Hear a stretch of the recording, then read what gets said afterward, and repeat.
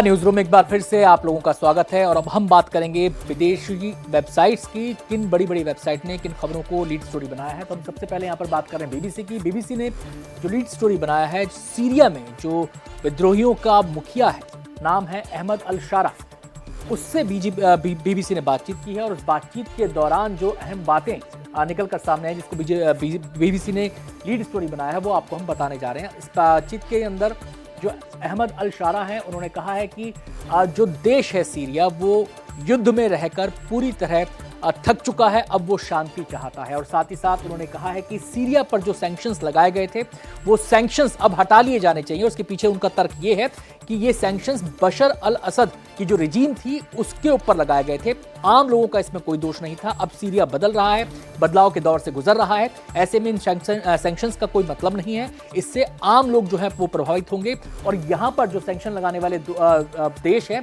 उनको शोषक और पीड़ित में अंतर करना चाहिए। अहम बात उन्होंने बोली। साथ ही साथ वो संविधान की बात भी कर रहे हैं, साथ ही साथ वो औरतों की शिक्षा की बात भी कर रहे हैं। उनका कहना यह है कि जो HTS है, जो अलग अलग विद्रोही गुट थे, उनमें से जो अहम गुट था HTS, उसके ऊपर जो आतंकवादी ग्रुप का ठप्पा लगा है उसको हटा देना चाहिए, क्योंकि परिस्थितियां अब बहुत बदल चुकी हैं। उन्होंने ये भी कहा है कि जो कॉन्स्टिट्यूशन बनेगा उसको सबको मानना होगा। साथ ही साथ वो ये भी बताते हैं इस इंटरव्यू के अंदर कि सीरिया और अफगानिस्तान में काफी फर्क है, क्योंकि लगातार एक अंदेशा ये जाहिर किया जा रहा है कि कहीं सीरिया में अफगानिस्तान जैसे हालात ना हो जाए, कहीं वहां पर कट्टरपंथ की वापसी ना हो जाए, कहीं वहां पर एक तानाशाह से छुट्टी मिली है दूसरे तानाशाह काबिज ना हो जाए। तो इन तमाम पहलुओं पर उनसे बातचीत की गई है, विस्तार से इसको यहां पर छापा गया है।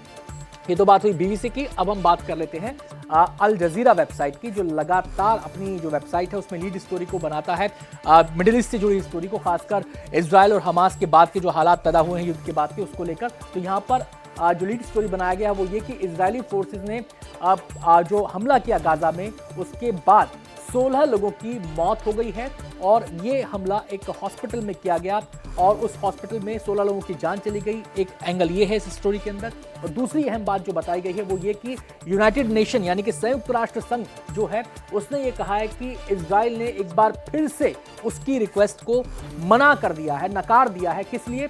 कि जो हेल्प भेजी जानी थी 3 अलग अलग इलाकों में लोगों के लिए पहुंचाई जानी थी, उसको अंदर नहीं जाने दिया जा रहा और 70 दिनों से ये लगातार गतिरोध बना हुआ है, अवरोध बना हुआ है इजराइल के कारण। एक बार फिर से मना कर दिया गया है।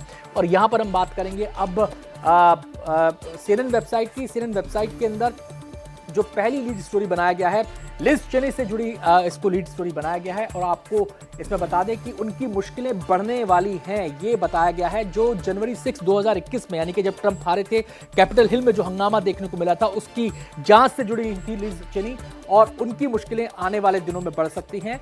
और ये यहाँ पर इस खबर को बताया गया है और ये कहा गया है कि जो जीओपी का मतलब है ग्रैंड ओल्ड पार्टी, उसकी जो फॉर्मर जो रिप्रेजेंटेटिव थी लिज चेनी, उनको प्रोसिक्यूट कर सकती है FBI, जो जनवरी 6, 2021 का attack on US Capitol Hill था, उसके मामले में जुड़ा हुआ। आपको बताएं कि ट्रंप लगातार ये इशारा करते रहे हैं कि अपने पॉलिटिकल ओपोनेंट्स को वो कानूनी जो लड़ाई है उसके जरिए वो टारगेट कर सकते हैं। तो इसको विस्तार से खबर को यहाँ पर छापा गया है। और चलते चलते एक RT वेबसाइट को खोल लेते हैं। यहाँ पर ट्रंप के जो यूक्रेन के एनवॉय हैं, यानी कि उनके जो प्रतिनिधि हैं, उन्होंने जो हमला हुआ रूस के जनरल के ऊपर, उसमें उसकी मौत हुई, उसकी उन्होंने निंदा की है। लेकिन साथ ही साथ उन्होंने ये उम्मीद जताई है कि इससे जो शांति वार्ता का प्रोसेस है, जो शांति वार्ता की कोशिशें हैं, उस पर इसका असर नहीं पड़ेगा। लेकिन उन्होंने कहा कि गैर वाजिब था, गैर जरूरी हमला था।